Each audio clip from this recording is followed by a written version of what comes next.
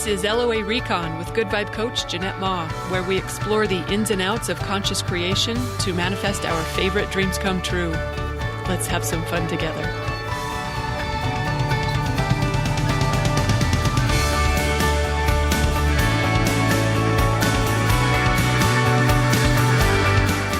Welcome and thank you for joining me for another episode. Guess who turns 5 this weekend? My favorite, most handsome, best boy, true love ever, Harvey, is 5 on Sunday. I can hardly even believe it.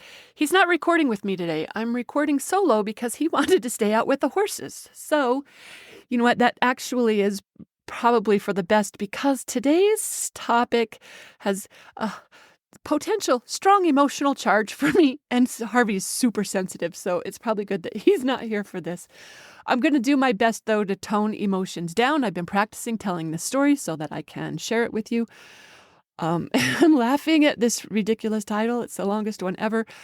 This is the 3 things conscious creators often forget that are worth remembering. I'll clean that up before it's time to publish this. But yeah, I had some things I wanted to share.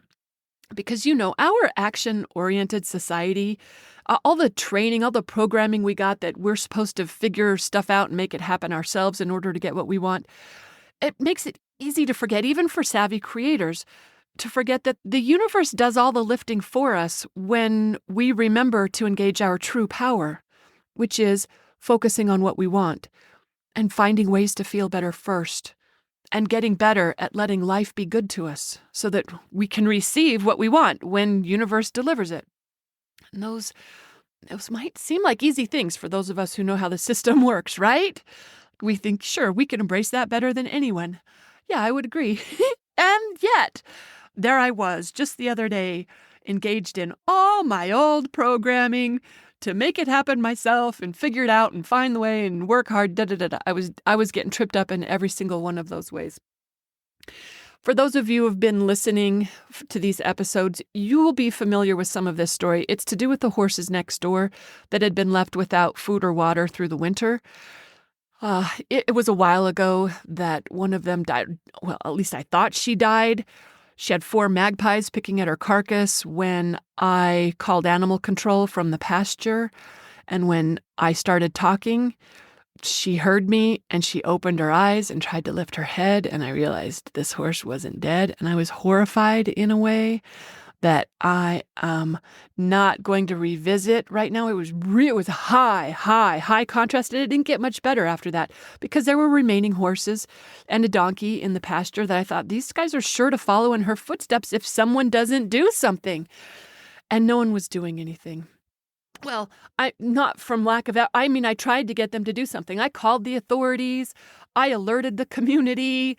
I didn't bother with the owner because of my past experience with her. It told me that she didn't care, wasn't prepared to do anything. All she did was lie about how she was feeding and watering them, which I knew she wasn't because, hello, there's 5 feet of snow out here and I could tell whether, okay, I'm not going to go down an angry road on that, but I did what I thought might help. I tried to get someone to do something, and when no one was doing anything, then I just did it myself. I got permission from the property owner to put the property owner and the horse owner are different people, by the way. So I got permission from the property owner to water the horses myself. And I just brought food over from my horses. I didn't buy that. They're not my horses. They're Chad's horses. So I was using his food to feed the starving neighbor horses. So, you know, I did something. All right. And I got the community kind of riled up about it because they were upset too.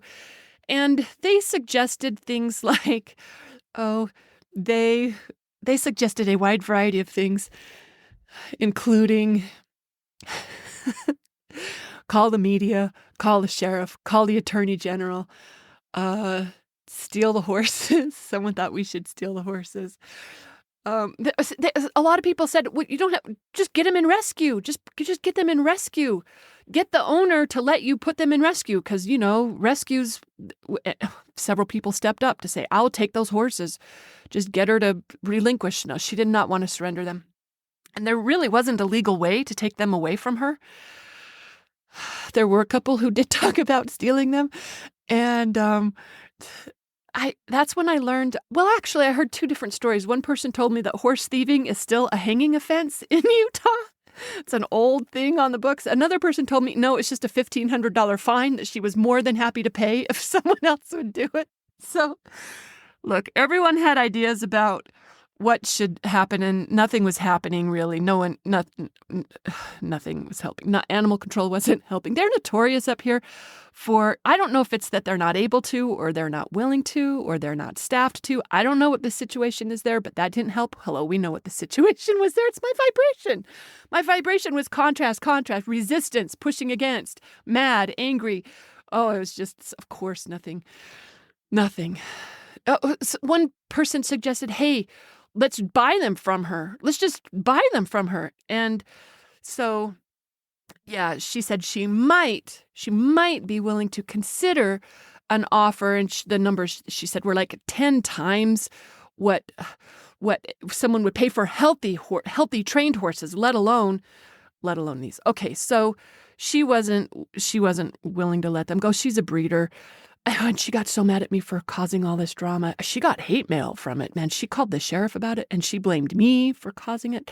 So the situation was pretty big contrast, and it didn't look like anyone could do anything that would help other than me taking food and water over.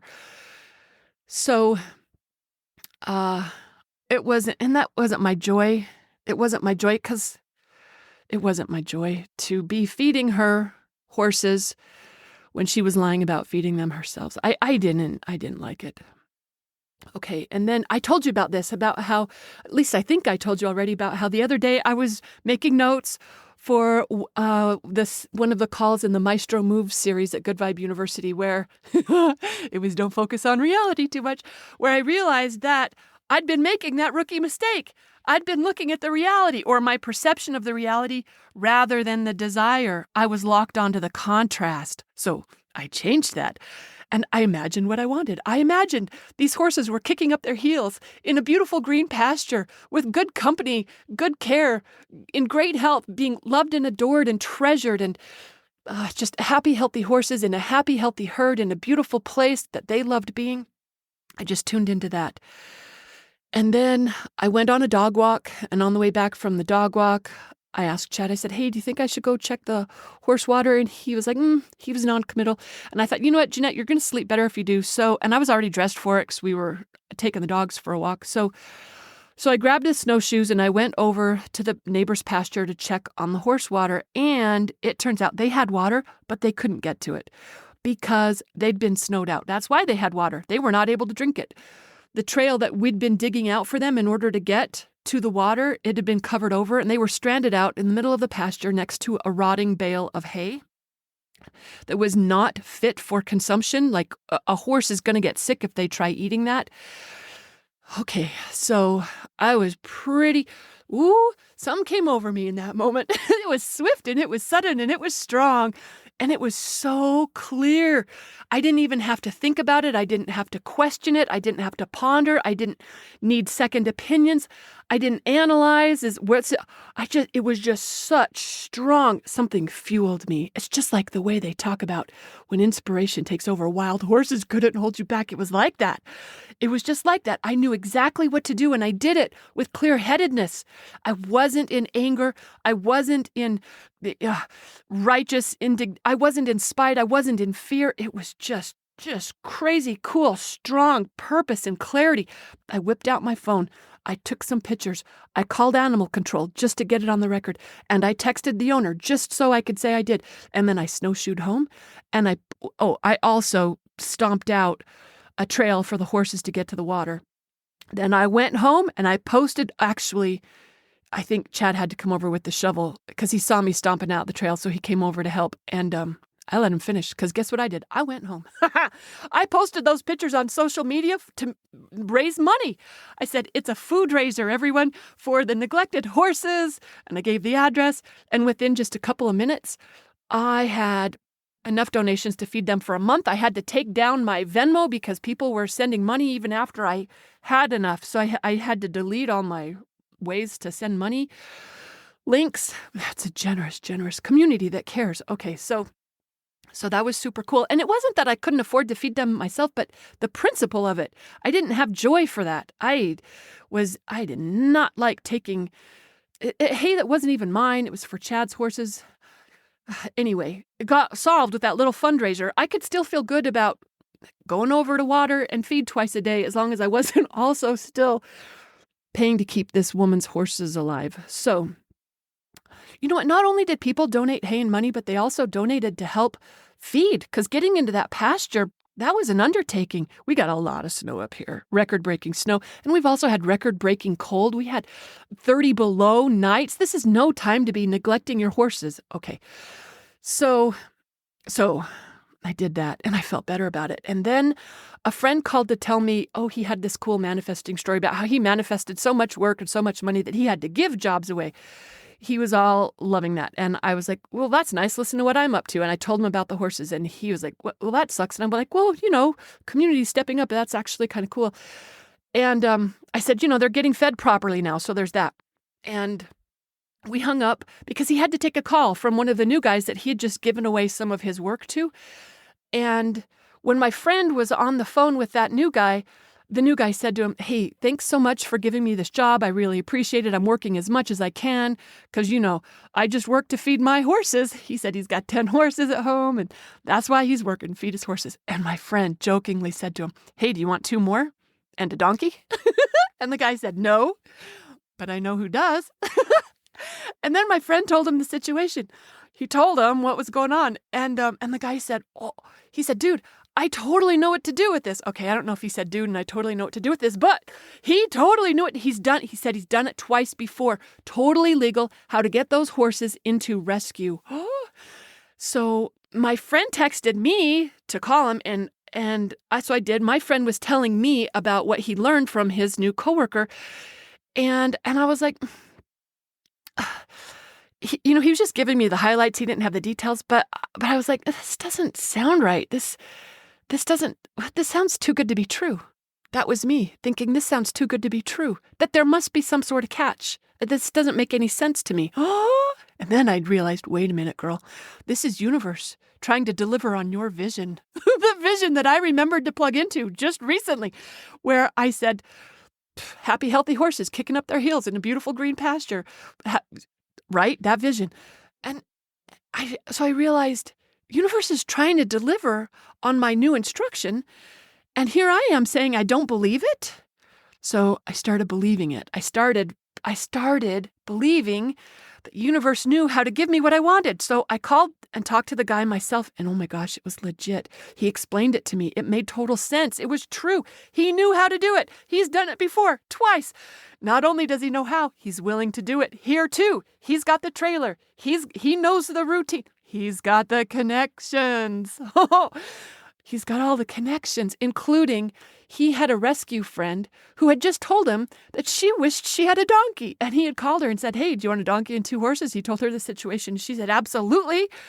Oh, and my friend knew the rescue person. So I knew this was all good. This was all good. Can you imagine? A solution was there the whole time.